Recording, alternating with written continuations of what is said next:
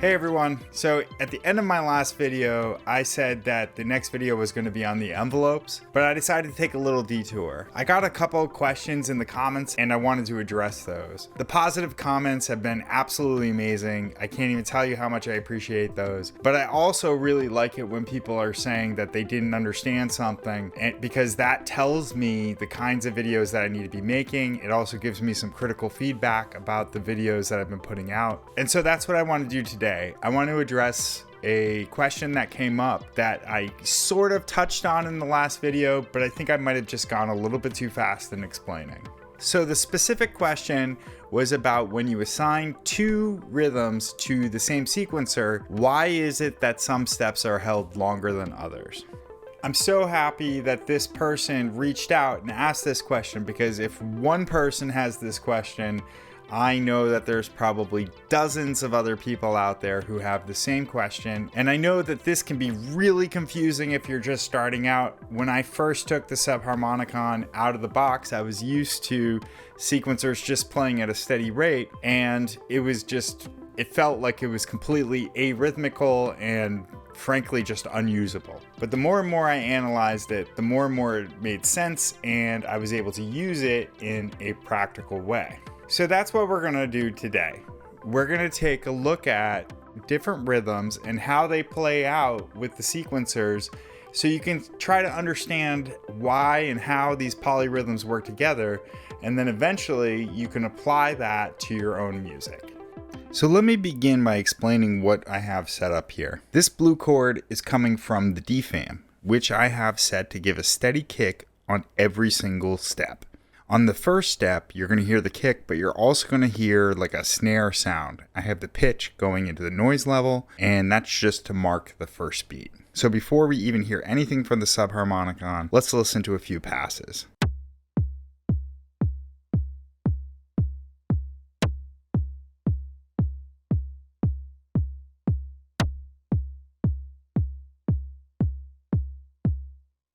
That's it. So I'm going to use that as a steady metronome for our Subharmonicon, so I can really explain what's going on here. But before we hear anything from the sub, I want to highlight just how these work. So the question that I got specifically was, why do some steps hold longer than others? Or why do some steps feel rushed and are played short when others aren't? And I think it's important to recognize that the way the sub is set up is that the envelopes only make a sound when the sequencer advances a step, or unless you push the trigger button.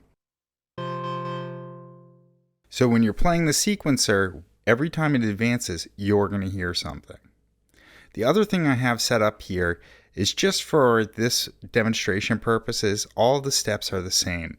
So as we go through them, what you're going to hear is that each step will sound exactly the same. So it'll sound a little bit more like a rhythm punch rather than a sequence. So realistically, the answer is really that's just how it's constructed. Each of these sequencers is only 4 steps. If you're holding on certain steps for more than one beat, this sequencer turns from 4 steps into a much larger sequencer. As I explained in my last video, that if you have it on a subdivision of 3, it would have to have 24 steps before it starts back up where it originally started. So essentially you're turning it into a 24-step sequencer. I know that can be really confusing, and if you're used to sequencers just playing at a steady rate through, this can kind of seem like a very weird thing and very frustrating at first. When I started playing it with a steady beat and a steady metronome and really analyzing how the rhythms fit together, I started to understand it. Let's explain how these work in fine detail. So first, let's hear what these sound like with them all giving off the same pitch. I'm going to turn down all of VCO2, so we're only going to hear VCO1. And our first time through, I'm going to turn it fully clockwise. So that means that with how this is set up, you're going to hear a trigger advancing the sequencer, which also opens the envelopes. So you're going to hear a sound on every single beat coming from the DFAM. Here we go.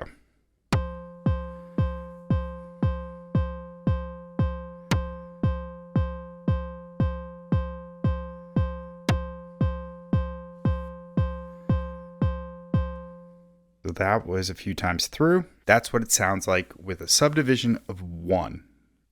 That turns it into a 4-step sequencer. Let's put it on a subdivision of 2. Here's a graphic of what it looks like. What I think would make the most sense right now is to play the sequence through, and rather than showing you an image of the subharmonicon, I want you to follow along as we go through 3 passes and notice how when it's blue, we advance a step and you hear a sound, and when there's nothing in the box, it'll be silent, but the beat will still pass. Here we go. 1, 2, ready, go.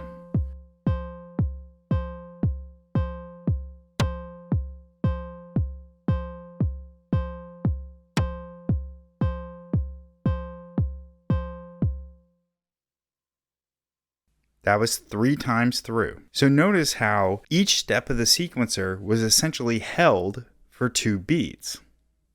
The subdivision was 2, so every 2 beats, the step sequencer advanced. So if you're thinking about each step of the DFAM being a quarter note, you've essentially turned the sequencer into a 4-step sequencer of half notes. Now, let's look at a subdivision of 3. This is what it looks like. And rather than showing you an image of the subharmonicon going through, I think it would make more sense for you to just follow along with the graphic, try to keep up with it, and notice how these beats fit together. Here we go.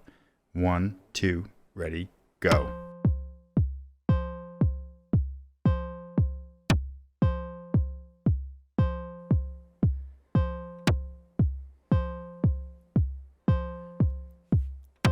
I'm letting it go a 4th time,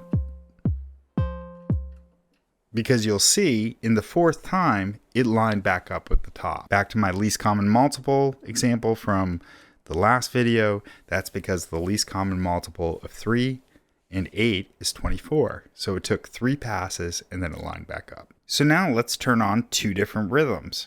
This first one is 3, the one we just heard. The second one is 2. They've both now been assigned to sequencer 1. So if we look at both graphics, the graphics from the division of 2 and the graphic from the division of 3, and think about the logic function that's going on here. I covered in the last video that you can use OR and XOR. Well, we're in our default mode of OR. So that means it's the sum of both of these. So let's combine them right now. This is our new rhythm. So I'm going to hit run, and I want you to follow along and listen to how the sequencer is playing those notes in that order. Whenever there's a blue dot, it's going to advance. Whenever there's a white space, it's going to rest. Here we go. 1, 2, ready, go.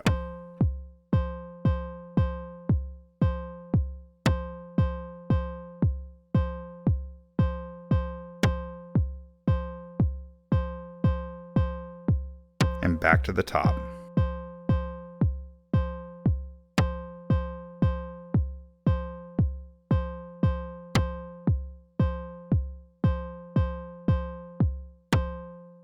And that's how it works. It's just the sum of both rhythms. Now, back to the original question of why does the sequencer hold some notes for longer than others? I mean, it makes a lot of sense when you think about it like this, that you're extending the sequencer's capabilities, and that some beats are held longer, some steps are held longer, and it depends on the polyrhythm that you've suggested. But I think when you think about it this way and play it to a metronome or a steady clock like the DFAM, it starts to make a little bit more sense.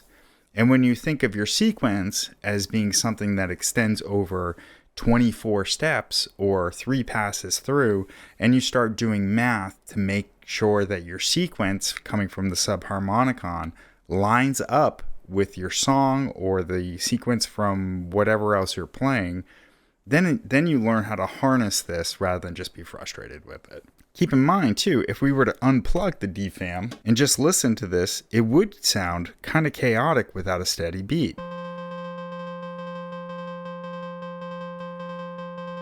That's what we were just hearing.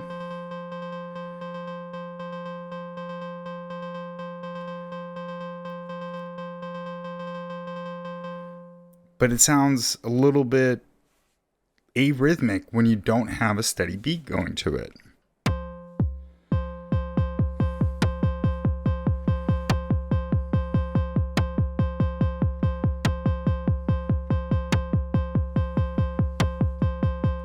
And it can get even crazier if you start setting it to even more elaborate rhythms. Let's just do something like this. If I've hit it correctly, this should be 7 and 3, which from the last video I said would take 21 times to fully resolve. But let's hear what it sounds like.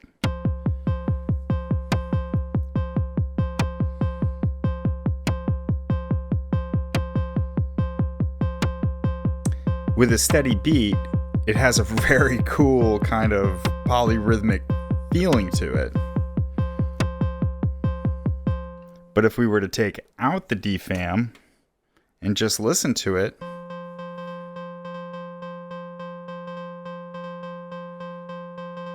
it starts sounding a little bit more chaotic.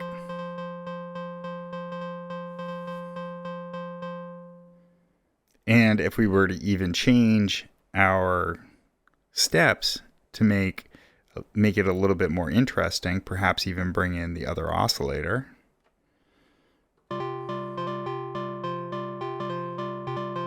it starts sounding very chaotic. But let's plug in the defam and hear what it sounds like again.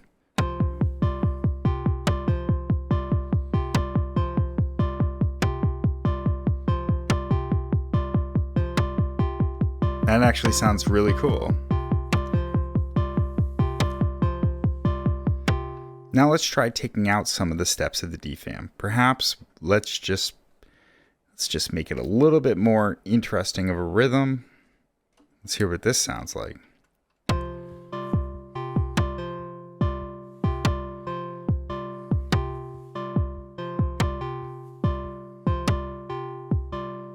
Pretty cool.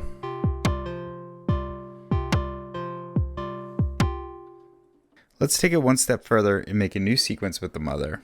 So now I've got the mother as the main clock going to the defam, and the defam still coming out and controlling the sub.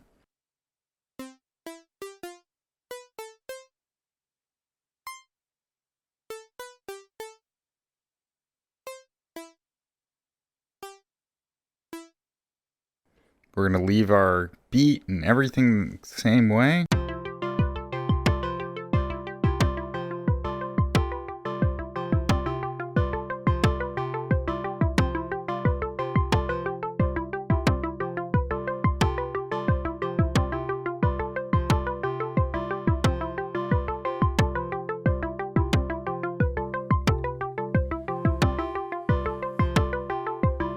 And all of a sudden you've got this great rhythm and a melody going on.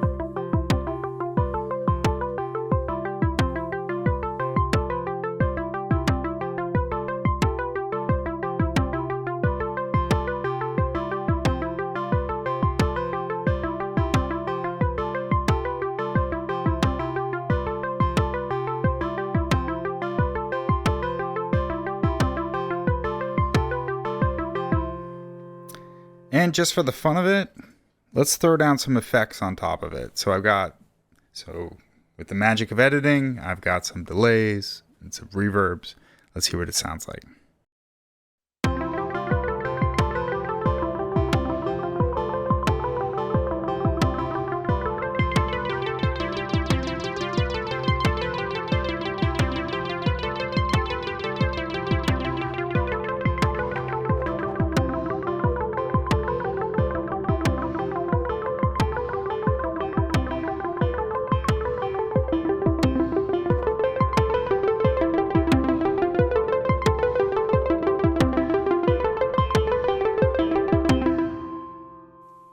So I hope that helps clear up some of this, and let me know if you have any more questions. I love getting questions. Don't forget to like and subscribe. Leave me some comments. Let me know you're there, and check out my Patreon page and affiliate links. You know the drill. Thanks so much for watching. I'll catch you next time.